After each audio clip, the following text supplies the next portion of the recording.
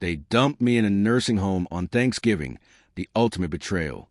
But when I walked back into their lives years later, I wasn't the broken old man they remembered, and what I carried in my hands would change everything. Before this story begins, hit subscribe and like, because everyone deserves a second act. Don't forget to turn on notifications so you never miss an inspiring comeback. Left Behind. Thanksgiving morning smells like cinnamon and betrayal. I remember the exact moment my son David pulled into the nursing home parking lot. The way his fingers tapped the steering wheel like he was counting down the seconds until he could leave. His wife Lisa sat stiff in the passenger seat, her manicured nails clutching a casserole dish she'd never served me. "It's just for a little while, Dad," David said, avoiding my eyes in the rearview mirror. "Until we get the house more accessible." I didn't argue. Not when he unloaded my suitcase like it was a bag of trash. Not when the nurse, call me Jenny, greeted me with the same pitying smile she'd give a stray dog. I just watched as my son's Lexus disappeared down Maplewood Drive, exhaust fumes mixing with the crisp November air. That was the first Thanksgiving I ate alone. The Maplewood nursing home wasn't hell. Hell would have been more interesting. It was beige walls, overcooked green beans, and the constant hum of TV's blaring game shows no one watched. My roommate, Frank, wheezed through his oxygen tube all night. The nurses called me sweetheart, like I'd forgotten my own name. I hadn't. Walter Brennan, Army vet, former head of logistics for Hammond Steel, father of a man who couldn't look me in the eye when he signed the paperwork. The worst part? I saw it coming. 6 months earlier, I'd fallen in the shower. Just a slipped rug, a bruised hip, but Lisa had sighed like I'd staged it. "David, we can't keep doing this," she'd hiss in the kitchen, not realizing I could hear. What if next time he breaks something? David's silence was answer enough. Thanksgiving night, I sat by the window, staring at the parking lot lights. Somewhere, my grandkids were laughing around a table I'd built with my own hands. Somewhere, my son was carving a turkey with a knife I'd taught him to use. That's when Rosalie wheeled herself into the common room. "You look like you're plotting a murder," she said, nudging a styrofoam cup of lukewarm cocoa toward me. Rosalie Martinez, 78, former schoolteacher, stroke survivor. The only person here who didn't treat me like a fossil. Just remembering, I muttered. She smirked. That's where the trouble starts. The call came a week later. "Mr. Brennan, this is Nina Patel from Hartwell and Associates. Your sister, Margaret, has passed. We need to discuss your inheritance." I almost laughed. Margaret? The sister, who hadn't spoken to me since '89? "There must be a mistake," I said. "No mistake," Nina replied. "She left you the lake house." The lake house? The one our father built. The one David had sold for taxes last year. My hands shook. Not from age, from rage. "Mr. Brennan?" Nina's voice cut through. "Would you like to fight for this?" Outside, snow began to fall. Somewhere, my son was hanging Christmas lights. "Oh!" I whispered, "I'm just getting started." The silent fight. 8 years. That's how long it took for the universe to finally cough up a shred of justice. 8 Thanksgivings spent watching families pour into Maplewood with forced smiles and store-bought pies, pretending they hadn't dumped their parents here like outdated furniture. 8 Christmases of listening to Frank's oxygen tank hiss like a vengeful ghost while David's holiday card arrived. "Wish you were here," in glittering script over a photo of my grandkids I'd never held. I saved every one. Not out of sentiment. Out of spite. The lawyer's office smelled like money. Leather chairs, bitter coffee, and the faint citrus of Nina Patel's perfume. She was younger than I expected. Mid-30s maybe, with a sharp black bob and a stare that didn't blink. "Mr. Brennan," she said, sliding a folder across the mahogany desk. "Your sister's will is airtight. The lake house was never legally transferred to your son." I traced a faded Polaroid paperclip to the deed. "Margaret and me on the dock, 1978. Her in that ridiculous floppy hat. Me holding up a base like it was a trophy. Back when we still laughed. David told me it was sold. I said the taxes were bleeding him dry." Nina's pen tapped the desk. He lied. County records show he transferred to himself using a forged power of attorney. Then he took out a second mortgage. The room tilted, not from the stroke the nurses were always warning me about, from the sheer gall of it, my own blood, stealing the last thing that tied me to my father. How much? My voice came out rough. House is worth $850,000. He owes $300,000 on a loan. She paused. He also listed you as a dependent to collect your Social Security checks. A laugh clawed its way up my throat. Why is Wineries doing so well? Nina didn't smile. We can get it all back. Rosalie was waiting in my apartment that night, her wheelchair parked by the hot plate, where I'd been reheating canned soup for 8 years. Well, she flicked off the blaring TV. You gonna die a martyr or live long enough to be the villain? I tossed the deed on the table. Her whistle cut through the stale air. Hell, Walter, you're really gonna do it. Outside, snow blurred the streetlights. Somewhere past the train tracks, David's vineyard sprawled over land bought with my stolen dignity. First thing tomorrow, I said, I'm paying a visit to Hartwell and Associates Notary. Rosalie spun her chair toward the kitchen. Then we're celebrating. I stole pudding cups. The notary's stamp thudded like a gavel. Sign here, Mr. Brennan. Nina pointed a line above the words petition to reclaim property. My hand shook, not from Parkinson's, but from the fire in my veins. The pen scraped the paper like a knife.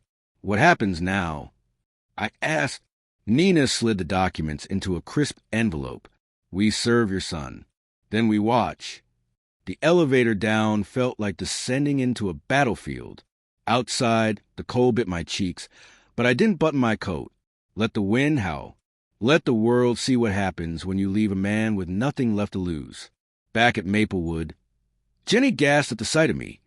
Not because I'd been gone all day, but because of the grin I hadn't worn in nearly a decade. Mr. Brennan, we were worried. Save it, I said, tossing my keys on the front desk. And cancel my physical therapy. I've got a house to move into. Frank's oxygen tank hissed as I passed his room. Attaboy, he croaked. That night, I lay awake staring at the water-stained ceiling. The lawsuit would take months. David would fight dirty. Lisa would cry. None of it mattered.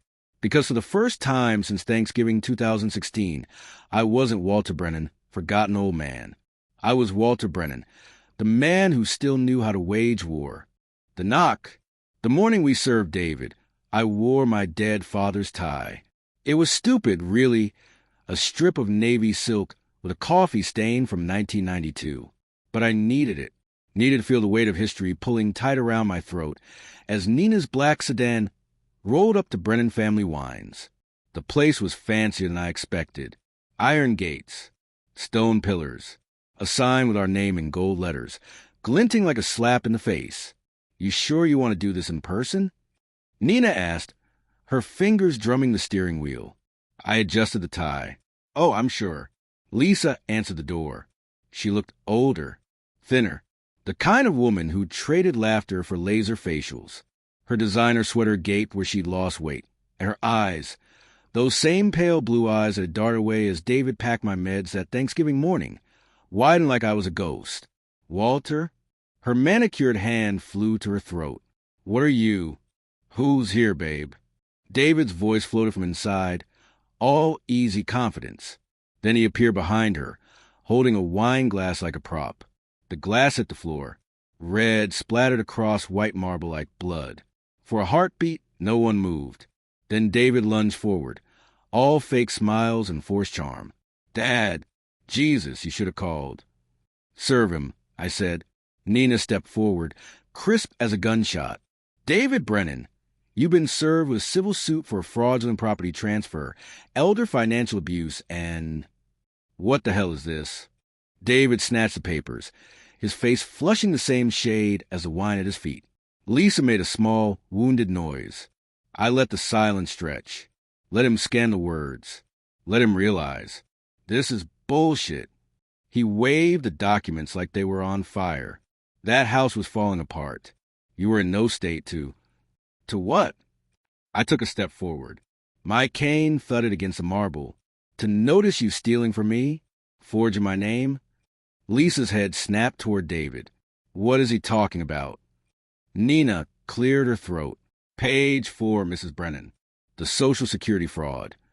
The winery office smelled like oak and lies. David paced behind his desk. The lawsuit crumpled in his fist. Dad, let's talk about this like adults. Clearly, there's been a misunderstanding. The only misunderstanding, I said, was you thinking I died quietly in that home. Lisa stood frozen by the window, her reflection fractured in the glass. David, tell me you didn't. He wouldn't look at her. Nina opened her briefcase. Asterisk, we have bank records. The notarized will. And she slid a photo across the desk. This. My breath caught. The lake house. Not crumbling like David claimed, but renovated. Fresh paint. A new dock. And strung between two pines. A hammock, just like the one my grandson had Instagrammed last summer. You kept it. I whispered. David's chair squeaked as he collapsed into it. I was going to tell you. When? My cane cracked against his desk. When a nursing home sent my body to the morgue, Lisa made a sound like a drowning woman coming up for air.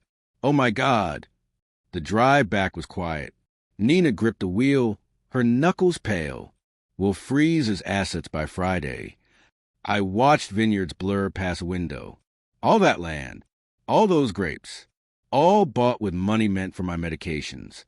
Walter? Nina glanced over. You okay? I touched my father's tie.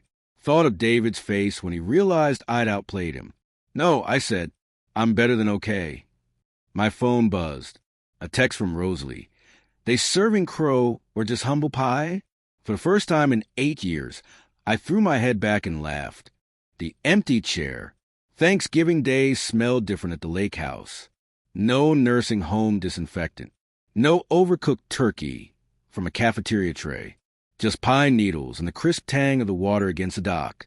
The same scent that had clung to my father's flannel shirts when he built this place with his own hands in '62.